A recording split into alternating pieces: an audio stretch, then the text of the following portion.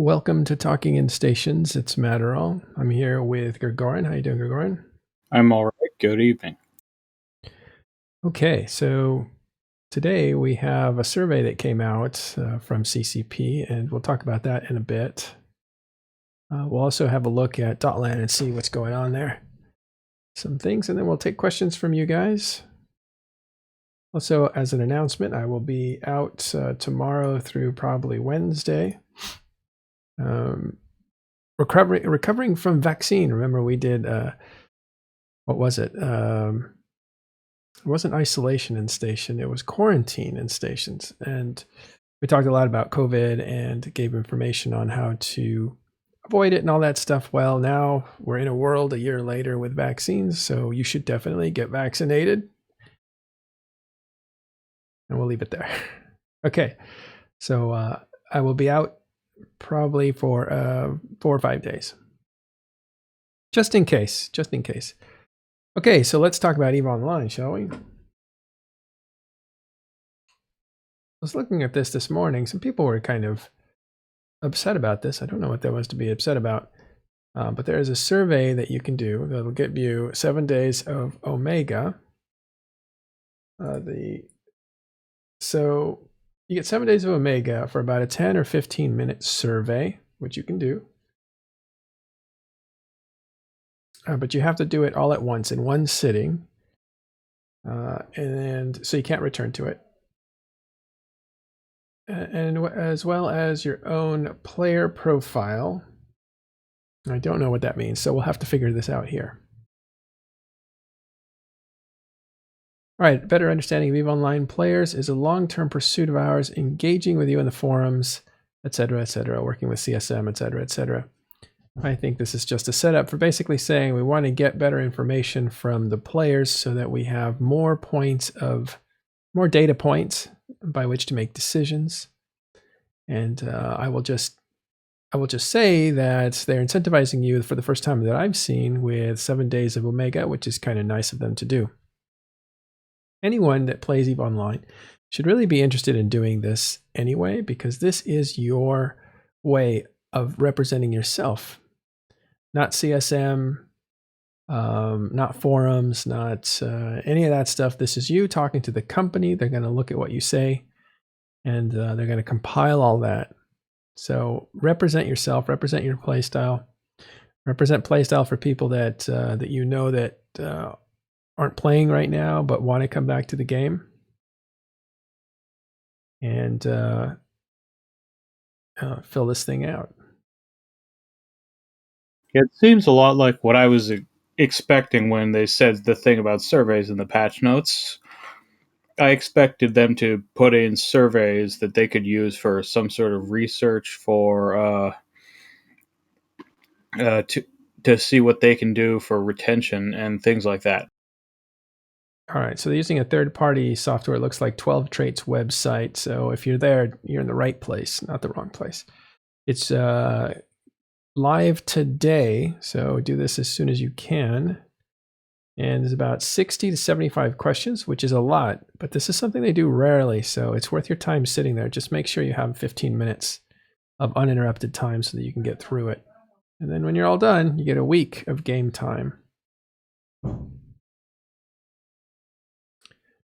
I guess they send you a token afterwards, right here, identifying you, and then you get to turn in the token for the game time. Pretty cool. All right. I think that's the news that was fresh today, but again, we're still looking at the CSM that came out yesterday. Let's go to dev logs here. That's kind of the big news, is people are already turning in their, oops, let's go devlog Eve. I think we've already seen some people who are committed. Some incumbents are running again, like Kenneth.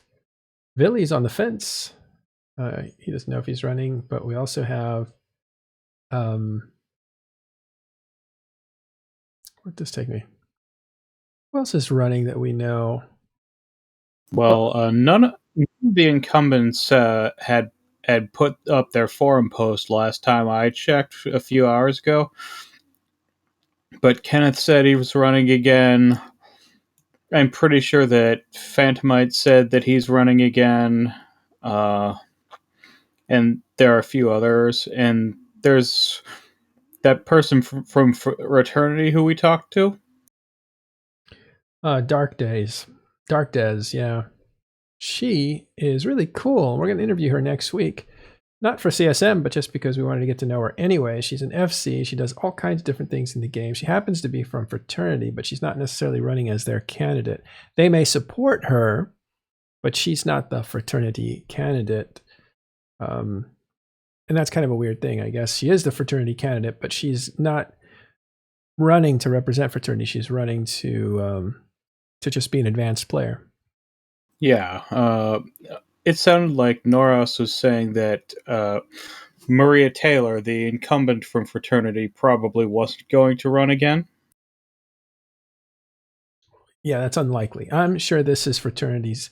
Fraternity is going to back Dark, but Dark is not running as Fraternity's candidate. She is running as her own person, her own independent person. And when you meet her, I think you'll be fascinated with just how many different things she's good at in EVE Online, how many different things she does. And also, she has a background in being very good at other video games, like really competitive at other very well-known video games. So interesting person running there for Dark Des.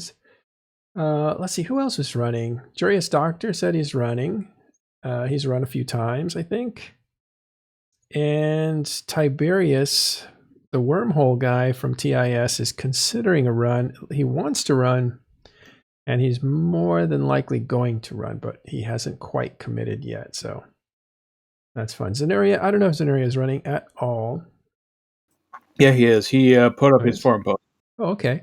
And Ron USMC, I think, is running, right? That sounds right. Mm-hmm. I haven't seen his forum post yet, but he's the kind of person who could win. Sure. He's yeah, so Ron is running. I'm pretty sure he's running. I think he announced that he was running. Rizo, thank you. Matterall for CSM. I'm not going to get drafted, but thank you. That's nice. Appreciate it. Let's see. There probably is. Let's see here. Let's see. Sometimes they attach this to the forums. They did. Here's the forum rules. But if you go to the actual forums, this is the CCP forums for EVE Online. You can go to, I think it's the community. Let's see. Council of Stellar Management section, which is right here. And you have Assembly Hall, Gita Park, and then CSM campaigns. So you want to go to CSM campaigns. And here you'll start to see, like Zenuria here, CSM 16, or Zeramos Plague, CSM 16. These are all the applicants. They're introducing themselves now. So we got Hurley Alex, Theo Aziz, Jurious Doctor, as mentioned before, Tidor Clow. Wow, there's a lot of new faces. This is really cool. Aniz Sasa. Whew. And Moldavius.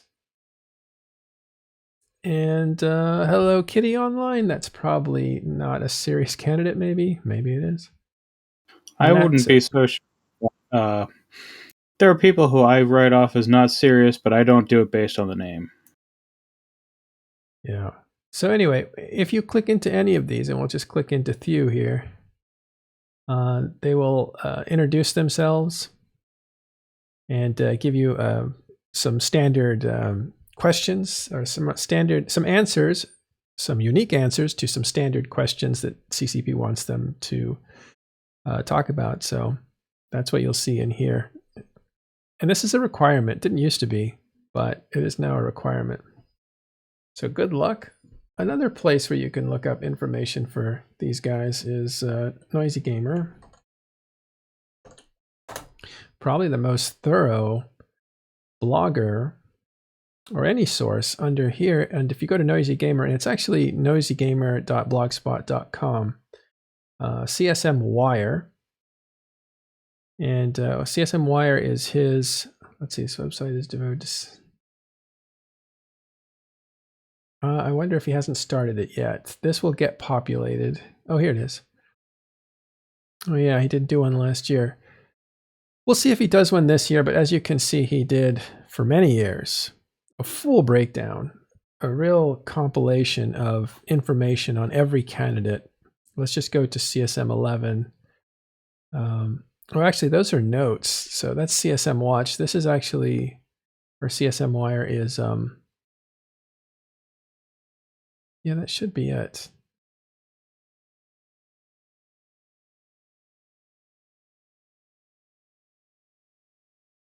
Ah, here we go. Candidate interviews. You can see, he put down all the interviews from all the areas, and he put down just a ton of information. So that is CSM Wire. That's at noisygamer.com. But we don't know if he's going to do it this year. I'll have to ask him. And there's the forums where you can check official candidates.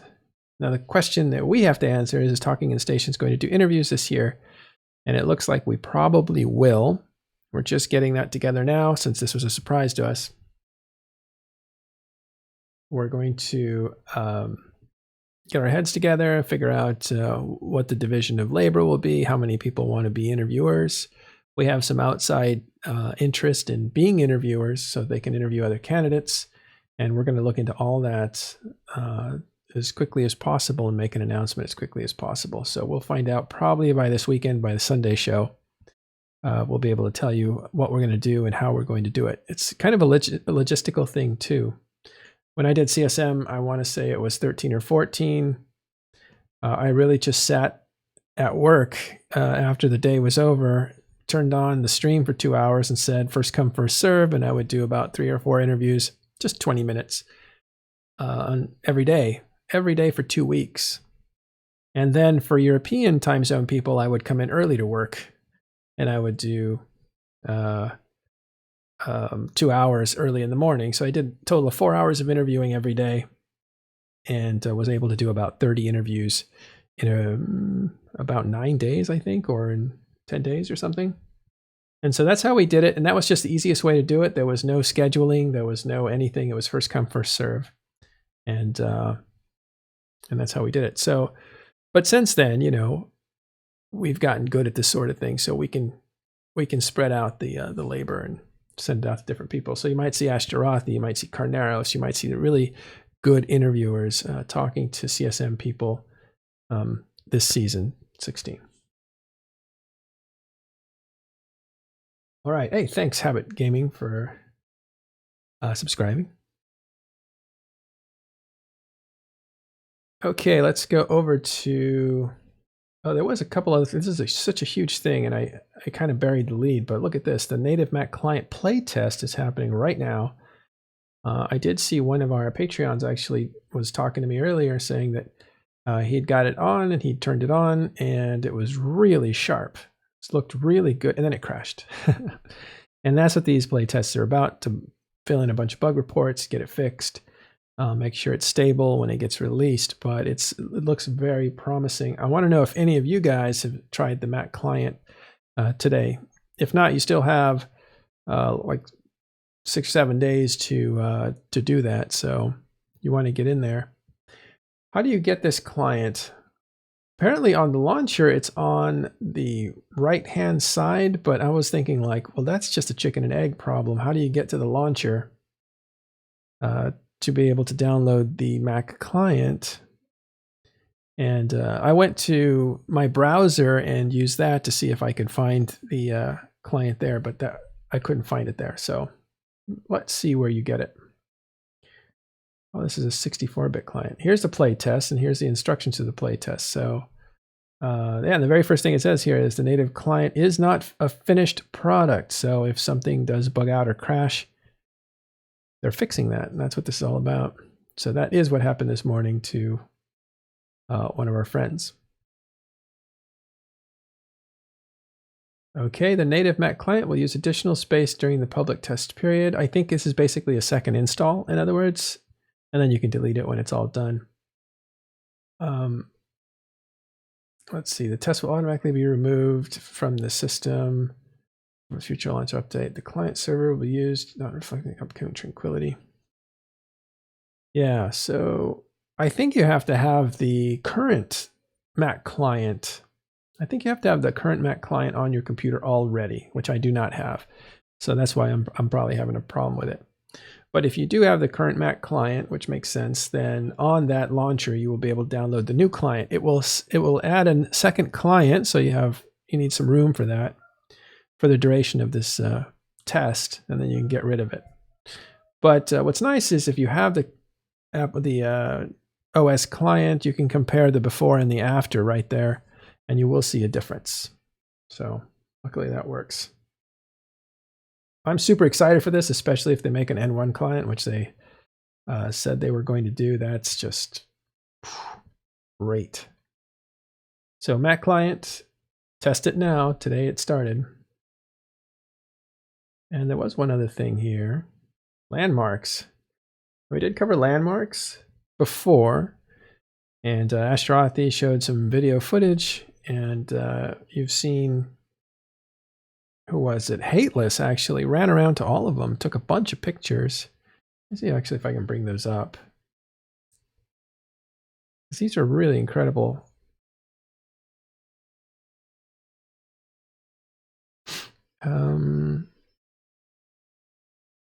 Here he is. So stuff like this is actually the one that you're looking at now. I believe that's Old Man Star.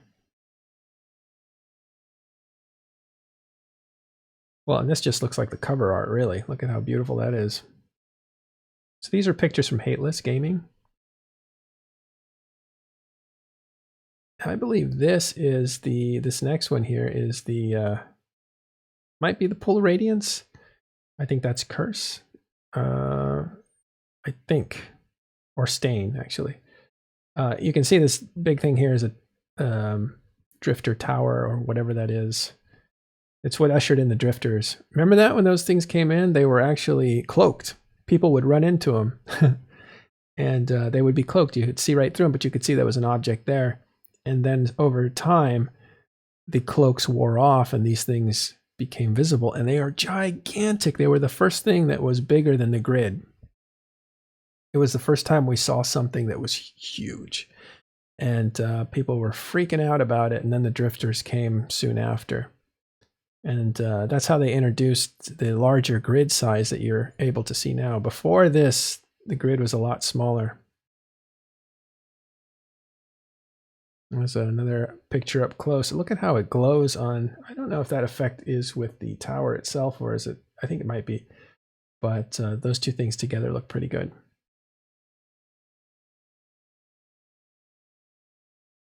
Jove Observatory. That's it. Thank you very much, Raiso. We're going to introduce you to Raiso soon. He's in the audience there. He has done something remarkable in EVE Online, but we're going to save the surprise to when we have him on. All right, this is, I'm not sure what this is, but it looks pretty cool. Remember, this is animated gas in the game, so it actually moves and twinkles and does all that stuff, and, you know, it's really cool. And this is, oh, this is a pleasure hub. Hateless must have, you know, gotten tired while he was flying around and made a couple stops there. Let's just put that back in his personal diary, or his personal area. That's none of our business.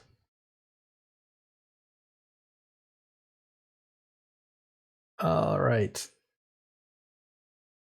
Yeah, so these are some of the landmarks that we've been showing you. They're new and updated across the galaxy. We gave you a list of what they were. I think there's like 6 to 9 of them. Oh, I'm sorry. Was that bathhouse or whatever that was a landmark to the pleasure hub? Okay, I didn't know. Yeah, all the guys step in. You know what's funny? Talking in stations, we've always thought of ourselves as kind of like that, you know, that station, that small, you know, Tatooine type cantina out in the middle of, you know, nowhere that people pass through and exchange information and secrets and that sort of thing. And so this is the kind of thing we had in mind for that, some kind of destination. Of course, no pleasure from TIS. We're all business. Okay, I think that is the stuff that I wanted to get to there. So a lot of game news today. As far as player news, let's have a look here. Oh, 1 second.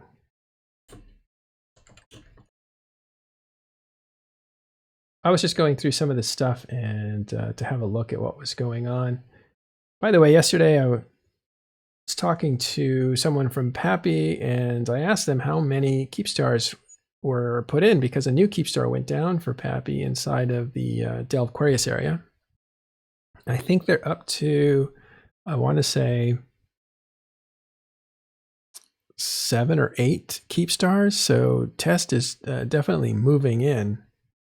And at some point, very soon, we're going to see more keep stars for test than for the Imperium. At that point, test will no longer be considered squatters, I guess, or maybe there'll be some kind of dispute on whose territory it is anyway. But that's going to be an interesting moment. May not happen that soon because there's 11 keep stars inside the constellation of 1DQ. So I don't know how soon test is going to put up 12 keep stars or a 12th keep star. So that may be a while. So maybe 1DQ will be well under siege before that actually happens. But it would be kind of an interesting moment, wouldn't it? Yeah, I think if you count the ones in Aquarius and fake Aquarius, I think PAPI now has more keep stars outside of the 1DQ constellation. Yeah, if you count Aquarius, fake Aquarius, and the fed up one in Fountain. Okay. One last thing here on player news before I actually introduce you to somebody at Talking in Stations that's really important to us. I just wanted to look at this, and I was noticing that Silent Company has picked up 1,300 new members as if they didn't have enough before. This is a gigantic high-sec group, now numbering at 35,000. And I just want to check to see, as far as alliances go, if that is the biggest alliance by members. It is. They've been largest. They surpassed Goon Swarm in July, I think. Either July or August. I see. Well, I guess they don't register on Dotland because they don't have sovereignty. That must be why they're not here, because Goon Swarm is 29,000 and they are 35,000. This alliance on Dotland only shows Sov holding alliances. Yeah. Let's see who they have ranked these days. I don't actually know. Fraternity at number 1, they have the most amount of systems. This has always been how many systems do you control, that puts you on top. It doesn't necessarily mean you're the strongest or whatever. But Fraternity, well in control of 252 systems that they own. That's all that northern stuff in Tribute and Veil. Look at that. Followed by Pandemic Horde, who would have been my guess for first place. They have 211. And Test with 207, a very respectable size compared to Pandemic Horde. I wonder if all that territory, if that's a new arrangement because they've been taking over territory inside. Well, I think this is based on territorial claim units, though. I'm not sure how it's. Yeah, it's based on anymore. TCUs. So this isn't very accurate anymore. It used to be accurate, but not anymore. Anyway, everything's in flux, so what's it matter? All right. So that's our Dotland stuff. Let me see if I have any questions here from the audience before we transition over to an interview.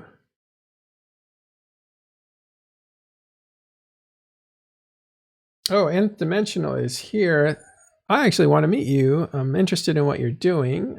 For those who don't know, Nth Dimensional is a new streamer, relatively new to the game, and he's doing the new player experience in a very interesting way. He's trying to earn his first Plex in like a 24-hour period to see if it's possible. It's kind of like the streamers that decide they're going to do their first billion in market sales. So they show you every day how they're, I forget what that's called, the 1 billion challenge or something. 0 to bucks.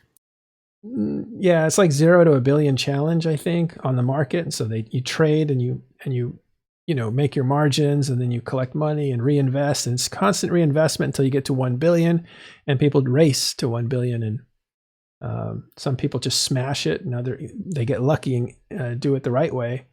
And some people just never even get there. It just depends. But yeah, Nth Dimensional, I think, is doing the same thing, but with ISK, so he can Plex. I believe that's what he's going to do. So, plus he's a good streamer, and it looks like he's very well organized and has a really good look to him. So, good luck to him. He's in the audience. I think you can see there at Nth Dimensional.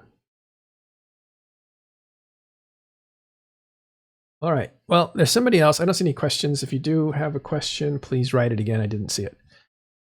Now, I want to introduce you to, let me get your picture up here. Actually, can you type me your name so that I don't try to spell it and further embarrass myself?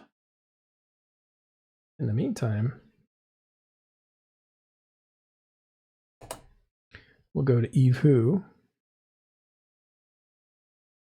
Now, some of you might know that Talking in Stations isn't just a pretty face on your TV.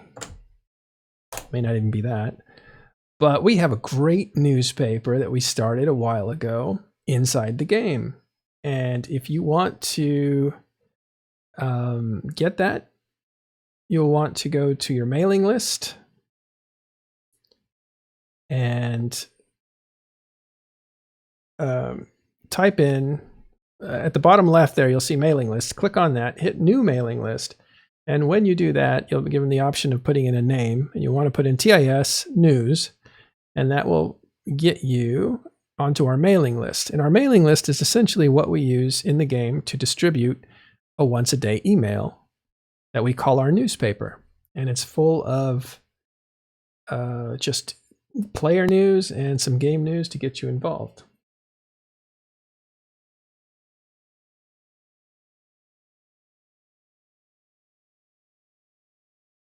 Okay. Sorry, I'm trying to keep up with chat here. So anyway, for me, it's one of our really cool features at Talking in Stations. Not only do we have a really good Discord community of 4,500, by the way, it's gotten bigger and it's growing really fast these days, which is crazy.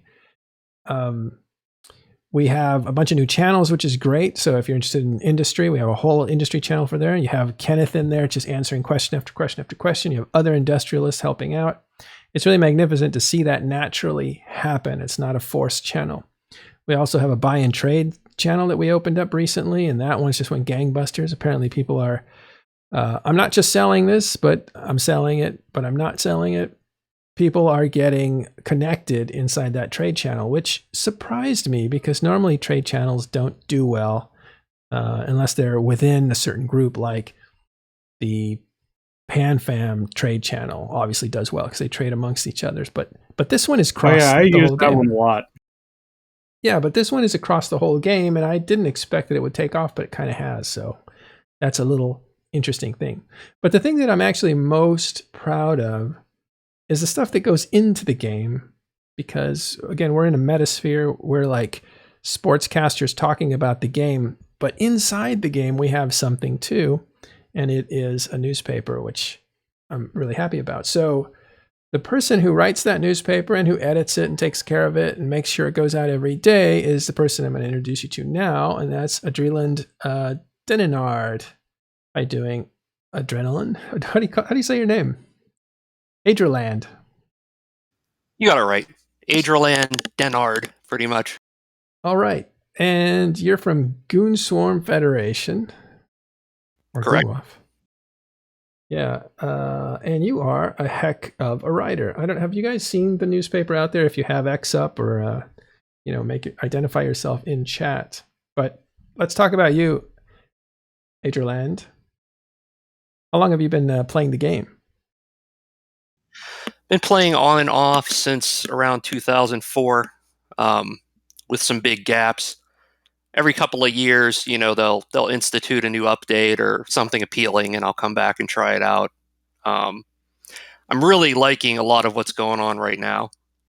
Yeah. You mean the proposed industrial changes or other stuff? I've mostly been a miner for most of my Eve career, but recently I've wanted to get into industry, and this seemed like a good time since I'm learning everything from scratch anyway. I might as well learn the new system. So Yeah. Well, I mean, why are you excited about this? Is there anything specific, or is it just the scale of the changes? there are things that I wanted to do in the past that weren't available. Um, Remember what a pain in the butt it used to be to like find a place to research blueprints and do jobs, and it just wasn't universally available. Well, Right. now it is, especially with me being in Goon Swarm. There's plenty of stations to do reactions at and research blueprints, and it's a lot easier to get into that stuff now than it was in say 2006. Oh, so much different. Yeah. Um, that happened because of structures. When structures came around, actually, it might have been before structures. When they did the Creus expansion, they basically lifted the. I think they made it so that stations that had manufacturing facilities or research facilities had an unlimited amount of slots, so you didn't have to worry about having to wait, which was always a big pain when you were playing, probably. So, are you in 1DQ with everybody else? That's where I am. What's it like in there? Is it a big slumber party? Everybody got their socks on? Is it all?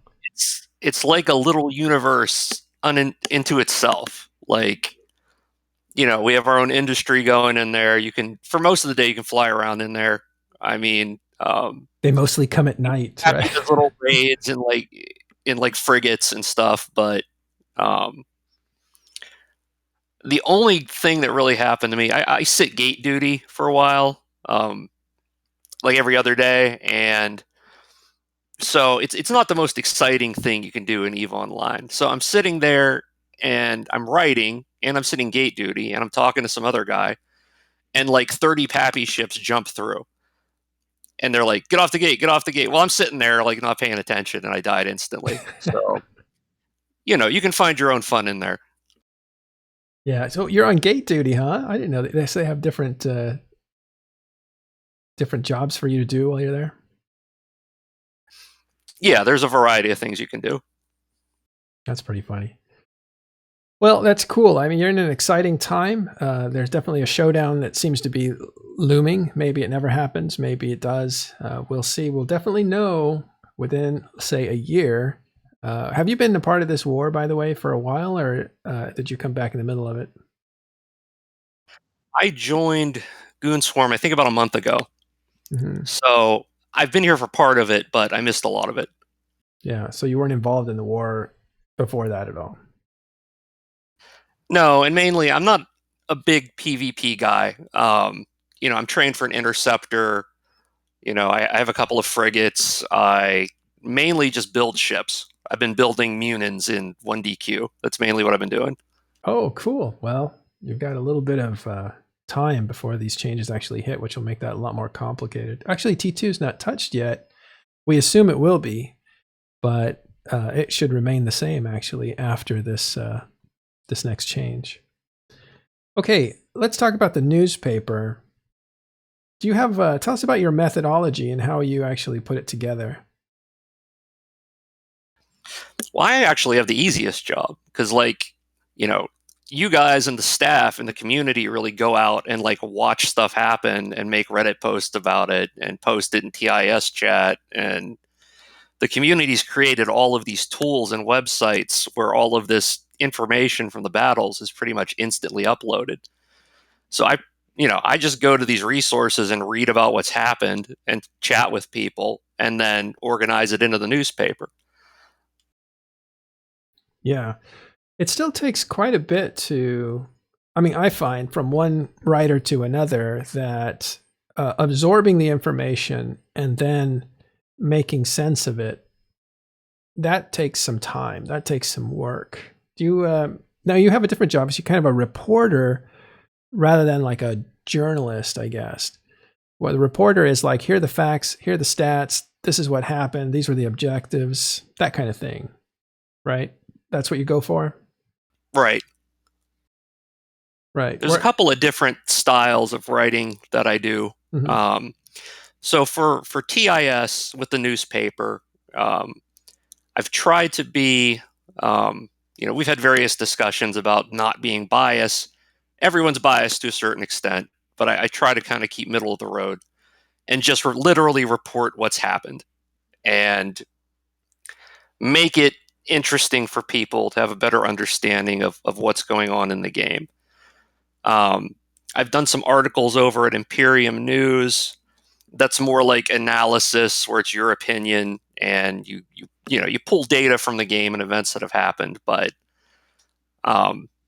it's more like that. But for TIS, I would say, yeah, I'm more of a reporter. Yeah. Yeah, I've actually read your articles on INN. They're really good. So if you guys want to read more, you guys should check out INN and definitely sign up for this in-game newspaper that we put out. Now, when I was doing it, when I started it, it was a lot shorter. I've noticed that you've like doubled the size of it. Is that just because there's that much data out there? Yeah, it's actually not as long as I would like to do. I mean, we want to keep it reasonably short so that, no one wants to pick up an Eve novel every day that's a brand new novel, but there is more that I would like to do with it. I usually fill up I hit the maximum space allowed for an email. I know we have a website coming up at some point, and that'll probably give me some more room to like write longer articles or put in some things that I haven't done. Yeah. I think we've talked about it with fans before, but if you haven't heard that, we're turning our talkinginstations.com into a proper written news, news and analysis site for EVE Online. It's what we do here. It's what we're all, we have a lot of writers on staff, and we want to put them back, into that medium. So we're going to feature a lot of Adreland's work, and everything that's been in the newspaper will be in that website. So if you missed all the early stuff from October and November and December, you'll be able to find the back issues there. So it's kind of going to be a really nice day after day after day journal, right? So how long, tell us about, again, your commitment level is really high. How long does it take you to kind of like put all that together? And do you work ahead when you work? The nice thing about it is, I'll have various writing projects going on during the day. Because I also have a part-time job, and I also have two, young, beautiful daughters, and I can do most of this from my phone. So literally, I get up at like 5:30 in the morning and just start pulling up the info, and I pull up the app on my phone. I start typing like a paragraph at a time. On your phone? You can get the app we use. You can do it on your phone. And so literally, I'm like walking around, making breakfast, making sure people have book bags, writing about whatever battle happened overnight. And I kind of just do it all day, a little bit at a time. And at the end of the day, we have a newspaper and maybe an article for a different website, or, however much I can get done. Yeah, I love that idea of your like handing your, the book bag to the kids without looking at them, and they're while you're typing on your phone the news story. That's hilarious.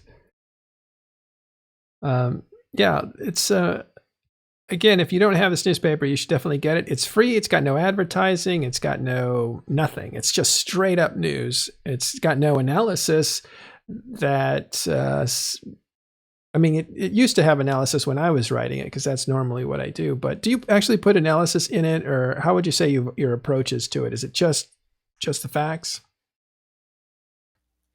to a certain extent, I put a little bit of analysis in. I try not to analyze things that I'm not the expert on. We have a lot of people at TIS who are absolutely have spent 300 hours studying something and would be a better source than me. But I do try to just keep it to what's happened. But, I try to be thorough. I put some analysis in there if I feel I have something significant to contribute. Oh, cool. All right. And do you see this? Again, when we open up the website, there'll be more opportunities for you to write in that medium as well. And this newspaper will continue, even though we have the website. Both things will happen at the same time. Is there anything else that you're looking forward to with this newspaper and website that's coming? My feeling is right now the newspaper tends to be a little battle heavy because, we have huge war going on. There's lots of battles, but I feel like people are interested in, when they're looking at a battle, what ships were in it, especially what ships were people using to fight other ships, and what builds were they using, and how did that go. And I'd like to get into a bit more analysis on that. Because really, other than linking the ship types into the newspaper as little links, I don't have the room to really get into it much more than that. So that's probably one thing I'd like to do on the website. Yeah, I think it's one thing to give information. It's another thing. I think like the second step to that is to say these two ships work well together because one is a hard counter to another, and just add a little bit more information. And that way a person goes away with knowing what happened, but also knowing why it happened, what the context was for those ship choices. And then they learn a little bit more and can pilot a little bit better into the future. But yeah, I think your style of doing it in a very gentle and slow way totally works, because we want to keep it instance heavy. This happened. Here's what happened. This is the report. And leave all the analysis to the talking heads and the what do they call them? Pundits, the pundit class, I guess.